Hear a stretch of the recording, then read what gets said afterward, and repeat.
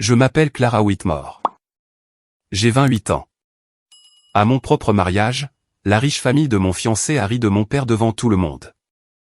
Ils se sont moqués de ses vieux vêtements, l'ont traité de pauvre et l'ont forcé à s'asseoir à la table du fond comme s'il n'avait pas sa place là. Je me tenais là, observant. Mon père a lentement baissé la tête. Les yeux de ma mère se sont remplis de larmes. Et lui, mon fiancé, est resté là à sourire. C'est là que quelque chose en moi s'est brisé. J'ai avancé, j'ai pris le micro et j'ai tout détruit. Avant de vous raconter ce que j'ai réellement fait, prenez un moment pour aimer et vous abonner à la chaîne et dites-moi votre pays dans les commentaires. Maintenant, commençons. Les lumières étaient chaudes et dorées. Une musique douce emplissait l'air tandis que les invités riaient, parlaient et levaient leurs verres. La salle entière ressemblait à un rêve. Des lustres en cristal, des roses blanches partout et des tables recouvertes de soie. C'était censé être la nuit la plus heureuse de ma vie. Ma nuit de noces. Je me tenais près de la scène, les mains légèrement tremblantes, essayant de calmer ma respiration. Les gens venaient me féliciter, souriant, louant les décorations, la nourriture, les préparatifs. Tout semblait parfait, du moins de l'extérieur, car au fond de moi, quelque chose ne tournait pas rond. J'ai jeté un coup d'œil à travers la salle, et ils étaient là, mes parents, debout parmi les autres invités, côte à côte, souriant, me regardant, fiers, heureux, comme si ce moment signifiait tout pour eux. Mon père m'a fait un petit signe de tête, le genre qu'il faisait toujours quand il voulait dire « tu as bien fait ». Les yeux de ma mère brillaient, non pas de larmes mais de joie. Un instant, j'ai souri en retour, et quelque chose en moi s'est adouci.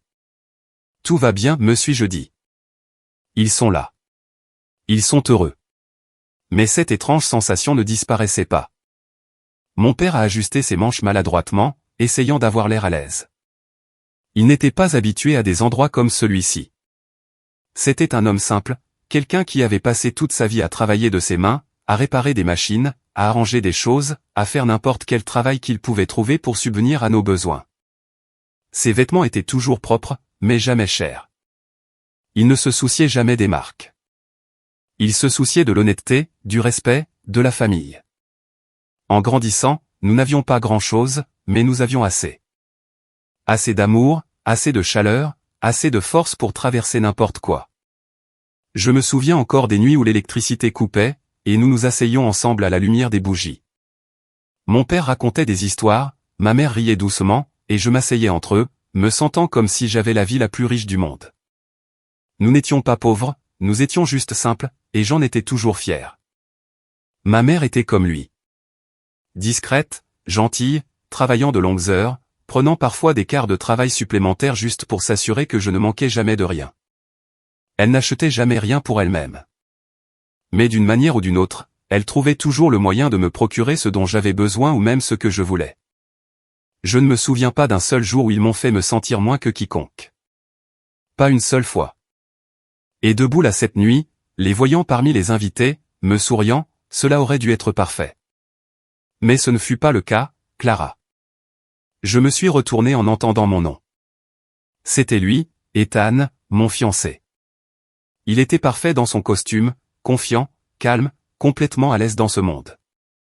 C'était son monde, après tout, luxe, pouvoir, haute société. Il a tendu la main vers la mienne et a souri. « Tu es magnifique », dit-il doucement. J'ai souri en retour. « Merci. » Pendant un instant, tout est redevenu normal, comme si la vie dont j'avais rêvé était enfin réelle. J'ai rencontré Ethan il y a 2 ans. Pas à une fête élégante, pas à un événement professionnel, mais dans l'endroit le plus inattendu, un hôpital. Mon père s'était blessé en travaillant, et je l'avais conduit là en panique. J'étais assise devant sa chambre, inquiète, fatiguée, complètement dépassée, et c'est alors qu'Ethan est entré. Lui aussi rendait visite à quelqu'un. Nous avons commencé à parler. Au début, de petites choses, puis des conversations plus longues. Les jours se sont transformés en semaines, et les semaines en quelque chose de plus profond. Il n'agissait pas comme les hommes riches et arrogants que j'avais imaginés. Il était gentil, patient, différent. Du moins, c'est ce que je croyais. Quand il m'a demandé en mariage, je n'ai pas hésité. Je pensais avoir trouvé quelqu'un qui me voyait pour ce que j'étais, non pas pour d'où je venais, non pas pour ce que j'avais, mais pour moi. Et il m'a dit quelque chose que je n'ai jamais oublié, ma famille n'a pas d'importance. Je te choisis toi. Je l'ai cru complètement. Mais sa famille, elle était différente. Très différente. Dès l'instant où je les ai rencontrés, je l'ai senti. La façon dont ils me regardaient, la façon dont ils parlaient, poli en surface, froid en dessous. Ils n'étaient pas seulement riches. C'était le genre de personnes qui se souciaient du statut, de la réputation, des apparences. Chaque relation qu'ils avaient était calculée. Chaque connexion avait une valeur. Et pour eux, je n'en avais aucune. Je ne venais pas d'une famille puissante. Je n'apportais pas de connexion professionnelle. Je ne venais pas avec de la richesse, de l'influence, ou un nom qui pouvait leur être bénéfique. Plus d'une fois, j'ai entendu de petits commentaires cachés derrière des sourires. Ethan aurait pu faire beaucoup mieux. Il y avait tellement de parties convenables. Pourquoi choisirait-il quelqu'un comme elle? Sa mère a dit un jour en me regardant directement, dans des familles comme la nôtre, les mariages ne sont pas juste une question d'amour. Son père ne disait jamais grand-chose, mais la façon dont il me regardait suffisait. Pour eux, je n'étais pas des leurs. J'étais quelqu'un qui n'avait pas sa place, quelqu'un qui ne correspondait pas à leur monde parfait. Pourtant, j'ai essayé. Je suis restée respectueuse. Je suis restée calme. Je me suis dit, cela s'améliorera. Une fois marié, les choses changeront. L'amour suffira. J'ai regardé à nouveau mes parents, toujours souriants, toujours en train de parler aux invités autour d'eux comme si tout était normal. Mais ensuite, quelque chose m'a semblé étrange. J'ai regardé la mère d'Ethan.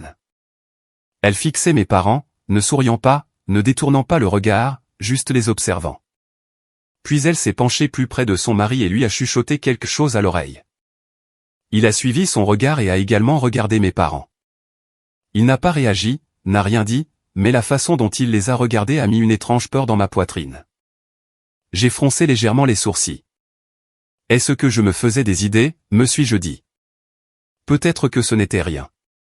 Peut-être que j'étais juste nerveuse. J'ai essayé de l'ignorer. J'ai essayé de me concentrer sur tout le reste. Mais ensuite, le service du dîner a commencé. Les invités ont été guidés vers leur table, et la table principale s'est rapidement remplie des parents d'Ethan, de ses proches, d'importants invités d'affaires, des personnes qui appartenaient clairement à son monde. J'ai attendu, observant, m'attendant à ce que quelqu'un guide mes parents vers l'avant. Mais personne n'est venu. Au lieu de cela, j'ai vu un serveur marcher vers eux. Il a parlé poliment, mais sa main a pointé quelque part derrière, loin derrière, près du coin de la salle, près de la porte de service. Mon cœur s'est serré. Non, et je murmurais. J'ai avancé instinctivement, mais quelqu'un m'a arrêté. L'un des cousins d'Ethan a dit, « Hé, Clara, viens. On prend des photos avec un sourire éclatant. » Je me suis retourné une fois de plus, et ils étaient là, mes parents se levant tranquillement, suivant le serveur, ne posant pas de questions, ne se plaignant pas, juste acceptant. Je ne pouvais plus respirer correctement. Mais avant que je ne puisse bouger, le photographe a appelé fort, « Les mariés, s'il vous plaît. » Et juste comme ça, j'ai été entraîné dans un autre moment, un autre sourire, une autre pause, une autre distraction. Des minutes se sont écoulées, ou peut-être plus, je ne sais même pas. Tout ce que je savais, c'est que quelque chose en moi n'allait pas. Très mal. Finalement, je ne pouvais plus l'ignorer. Je reviens et je dis à Ethan.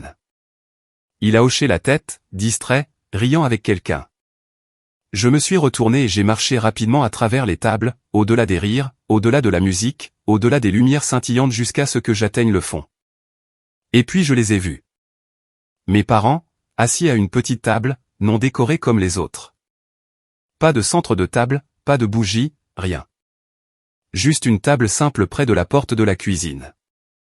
Chaque fois que la porte s'ouvrait, il y avait un bruit fort, de la chaleur, des voix qui criaient et des assiettes qui s'entrechoquaient. Ce n'était pas un endroit pour les invités. C'était un endroit que les gens étaient censés ignorer. Mon père était assis droit, essayant d'agir normalement, mais ses mains étaient serrées. Ma mère essayait de sourire, mais ses yeux étaient déjà rouges. Papa, et je dis doucement. Il a levé les yeux immédiatement, forçant un sourire. Clara, tu es magnifique, a-t-il dit, comme si rien n'allait pas, comme si c'était normal. Pourquoi êtes-vous assis ici, ai-je demandé. Avant qu'il ne puisse répondre, une voix a interrompu. Oh, elle a enfin remarqué.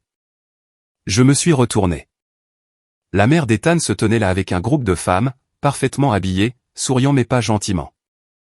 Nous pensions que ce serait plus confortable pour eux ici, a-t-elle dit légèrement. Les femmes à ses côtés ont ri doucement. J'ai senti quelque chose se serrer dans ma poitrine. Plus confortable et je répétais. Avant qu'elle ne puisse répondre, le père d'Ethan a parlé, calme et froid. Clara, ne faisons pas semblant. Il a jeté un coup d'œil à mon père, puis à moi. Ce genre d'événement n'est pas pour tout le monde. Silence. Lourd. Vif. Avez-vous vu sa veste? Elle a l'air si vieille, a ajouté l'une des femmes, n'essayant même pas de baisser la voix. Une autre a ri. Et ses chaussures? Oh mon Dieu! Mon père a légèrement baissé la tête, juste un peu, mais je l'ai vu. Puis la sœur d'Ethan a avancé, souriant comme si tout cela était un divertissement. Honnêtement, a-t-elle dit, regardant mon père, j'avais peur qu'il ne s'assoie à la table principale et ne perturbe le personnel. Pendant une seconde, il y a eu un silence, puis des rires.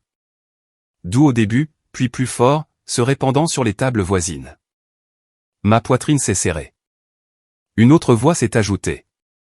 Au moins maintenant, il est plus près de l'endroit où il doit être. Plus de rires. Les mains de ma mère ont commencé à trembler. Elle a tendu la main vers son verre, mais ses doigts tremblaient trop. Ses yeux se sont remplis lentement. Elle a cligné des yeux rapidement, essayant de se retenir. Et puis la mère d'Ethan l'a dit avec un sourire calme et satisfait, il devrait être reconnaissant que nous les ayons même invités. Cette phrase a brisé quelque chose en moi. Je me suis immédiatement retourné, cherchant Ethan. Il se tenait non loin, observant tout. Pendant une seconde, nos regards se sont croisés, et j'ai attendu. J'ai attendu qu'il parle, qu'il avance, qu'il arrête cela. Mais il ne l'a pas fait. Au lieu de cela, sa sœur s'est penchée plus près de lui et a chuchoté quelque chose. Je n'ai pas entendu les mots, mais j'ai vu ce qui s'est passé ensuite. Ethan a souri. Puis il a ri. Un vrai rire, non forcé, non maladroit, réel. Et à ce moment-là, tout en moi est devenu complètement immobile. Pas de colère, pas de confusion, pas de doute, juste de la clarté. J'ai regardé mes parents. Mon père était assis en silence. Ma mère, une larme a finalement coulé sur sa joue. Elle a détourné son visage rapidement, essayant de le cacher. Mais je l'ai vu, et c'était suffisant. Soudain, la musique n'avait plus d'importance. Les invités n'avaient plus d'importance. Le mariage n'avait plus d'importance. Rien n'avait d'importance sauf une chose. J'ai pris une lente inspiration, puis une autre. Et sans dire un mot, je me suis retourné. J'ai marché. Pas vite, pas lentement, juste d'un pas régulier. À travers les tables, à travers la foule, les gens ont commencé à remarquer. Des murmures se sont répandus. Où va-t-elle? Que se passe-t-il? Je ne me suis pas arrêté. Pas avant d'avoir atteint la scène. Le microphone se tenait là, attendant. Pendant une seconde, je l'ai juste fixé. Puis je l'ai pris. Le son a résonné dans la salle. La musique s'est arrêtée. Les voix se sont éteintes. Tous les yeux se sont tournés vers moi. Et dans ce silence, j'ai finalement parlé. Assez. Ma voix a résonné dans la salle. Nette, claire, inébranlable. Les murmures se sont arrêtés instantanément. Même le personnel a figé. J'ai resserré ma prise sur le micro. Vous avez tous profité de cette soirée. J'ai marqué une pause, laissant le silence grandir, riant, célébrant, faisant semblant que tout était parfait ici. Je me suis légèrement tourné, regardant directement la famille d'Ethan. Mais je pense qu'il est temps que nous parlions de ce qui se passe vraiment ce soir. Des regards inquiets se sont répandus dans la salle. J'ai levé la main et pointé du doigt. Mon père, l'homme assis là-bas, celui dont vous vous êtes moqué, celui que vous avez raillé à cause de ses vêtements. Ma voix ne tremblait pas, mais ma poitrine brûlait.